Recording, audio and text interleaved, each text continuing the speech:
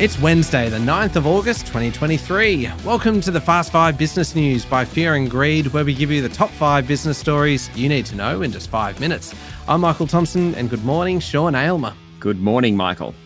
Sean, 5 stories in 5 minutes. Let's get going with story number 1. It's a big one because it was day 1 of the June half earnings season, and the bar's been set high. Very high, I would say, by James Hardie. Its share price jumped 16% yesterday after the building materials company said it was able to expand profit margins. It was a great example of what's going to matter this profit season: pricing power. With inflation still very high and wages rising faster than they've done for in years, companies need to be able to pass on higher costs to customers if they want their share prices to rise.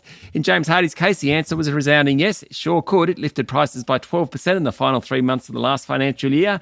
Profit margins hit an all-time high, even though volumes fell slightly. Now, this is a company that supplies products like plasterboard and wall cladding to the housing construction market in Australia, a market that hasn't been doing so well recently. Yet, it's been able to push through higher prices. By the end of the day, James Hardie's share price came off a bit. It closed up 14%. Wasn't all good news. Chief Executive Aaron Erter said there's less activity in the renovation sector, with people sitting on the sidelines thanks to higher rates, and the group doesn't think it can repeat the exceptional performance of the last quarter.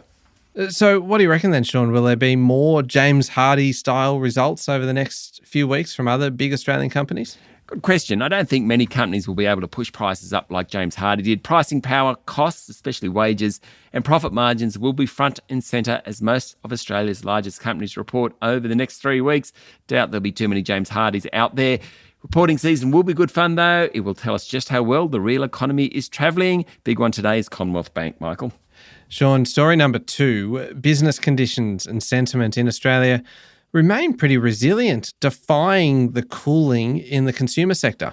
Key measures of demand, profitability and employment in the National Australia Bank monthly survey remain above their long-run average, while capacity utilisation is higher. Now, overall business conditions eased slightly last month, while trading conditions were steady. Confidence rose 2 points, though remains below average, but it wasn't all good news. The survey shows a spike in labour costs and selling prices. NAB Chief Economist Alan Oster said the jump in labour costs probably reflects wage rises taken on after July 1. Now, if the Reserve Bank wants ammunition for another rate rise, this is the sort of information that it will grab hold of. Mind you, the flip side to that is that consumers remain deeply pessimistic.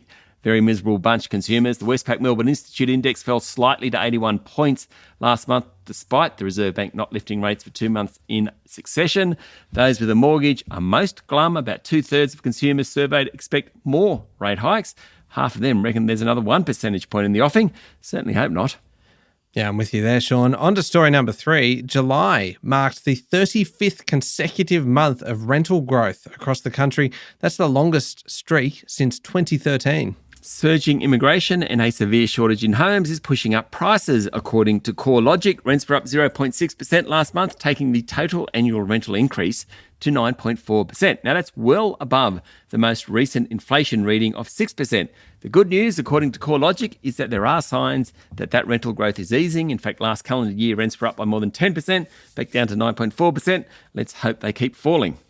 Story number 4, the Matildas' victory over Denmark in the Women's World Cup on Monday night drew the biggest television audience of the year, Sean, beating State of Origin rugby league games and even last year's AFL Grand Final. The Matildas' 2-0 victory drew a 5-city metro audience of 2.294 million viewers on 7, according to figures released by ratings agency Oztam. It beat State of Origin Game 1, which drew 1.98 million viewers across 5 cities. That was the biggest game of this year. The 2022 AFL Grand Final captured a metro audience of 2.179 million. Well, the Matildas beat that one too. Seven said the audience for the match peaked at 3.75 million viewers. Now, that's measured as the number of people watching for at least 1 minute during the broadcast. Incredible numbers. They are spectacular numbers. Story number 5, Sean. I honestly don't know what to make of this story. Zoom, obviously the video conferencing company, has joined the parade of companies requiring workers to come back into the office. Yeah, the San Francisco-based software company has told employees who live within 50 miles of one of its locations that they'll have to come into the office at least 2 days a week. Now, Zoom called its new work requirements a structured hybrid approach. designed to put us in a better position to use our own technologies, continue to innovate and support our global customers. It will still use Zoom for remote meetings, according to the Financial Times. I sure hope so. Zoom's an interesting company. It was floated before the pandemic. Its shares jumped 15-fold since it peaked at its valuation of about $140 billion US. It's down about 85% since then. I think the idea that Zoom's telling its workers to get back into the office isn't going to help its share price too much. I can't imagine it will, Sean. There we go, the top 5 business stories in 5 minutes. Thank you very much. Thanks, Michael. It's Wednesday, the 9th of August, 2023. Remember to hit follow on the podcast. And if 5 minutes isn't enough for you, you can find our longer daily show called Fear and Greed Business News, wherever you listen to podcasts. And of course, Wednesday is when we release our weekly look at personal finance called How Do They Afford That? Today's episode is all about financial burnout, what it is and what to do if you have been hit by it. I'm Michael Thompson, and that was the Fast 5 Business News by Fear and Greed. Have a great day.